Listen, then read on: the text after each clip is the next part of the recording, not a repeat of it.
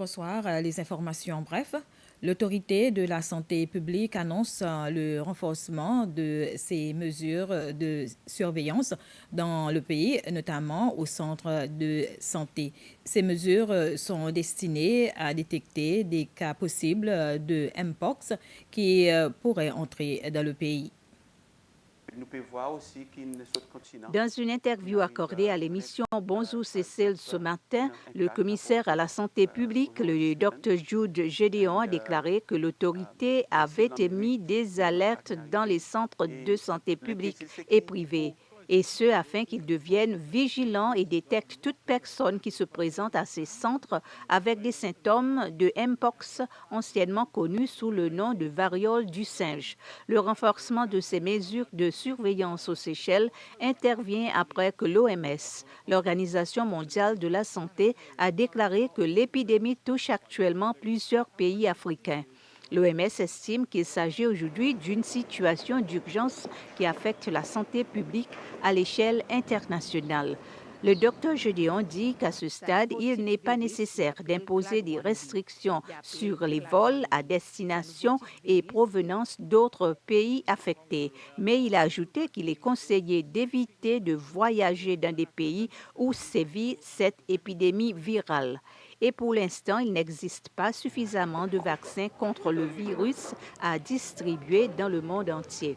La variole du singe a été initialement détectée chez les singes, mais une cinquantaine d'années plus tard, elle a été détectée chez les humains, présentant les mêmes symptômes que la varicelle et la variole.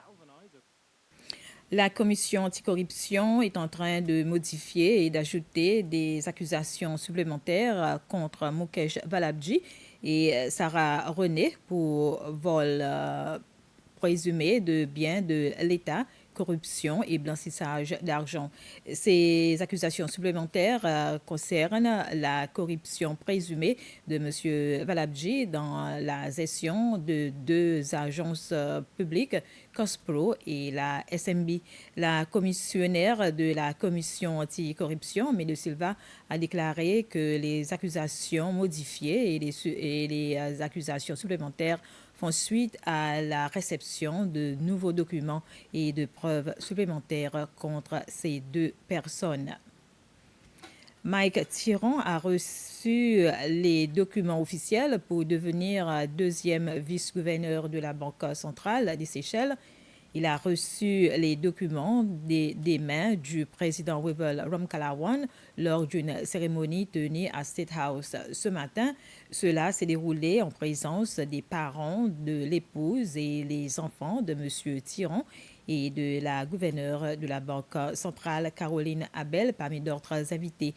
La nomination de M. Thiron en tant que deuxième vice-gouverneur de la Banque centrale devait prendre effet hier, le 15 août, mais étant donné que hier était jour férié, la cérémonie a eu lieu aujourd'hui. Le ministère de la Santé a lancé une campagne baptisée Campagne Suzy Changhim pour la santé bucco-dentaire à l'école. L'objectif principal de la campagne est de réduire le nombre d'enfants souffrant d'infections dentaires.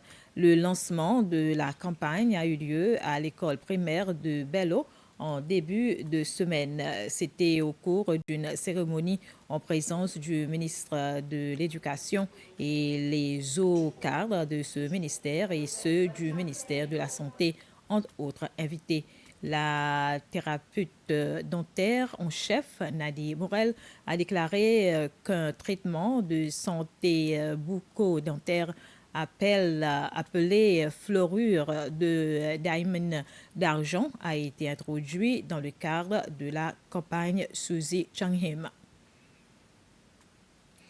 Et le groupe Soroptimiste des Seychelles a fait don de 200 livres d'une valeur de 30 000 roupies à la Bibliothèque nationale ce matin au cours d'une cérémonie. La présidente du comité du programme du club Soroptimiste des Seychelles a présenté ces livres à un représentant de la Bibliothèque nationale. Ces nouveaux livres ainsi que ceux existants aideront à répondre aux besoins de la masse d'enfants qui utilisent la bibliothèque. C'était les informations. Bref, merci de votre attention.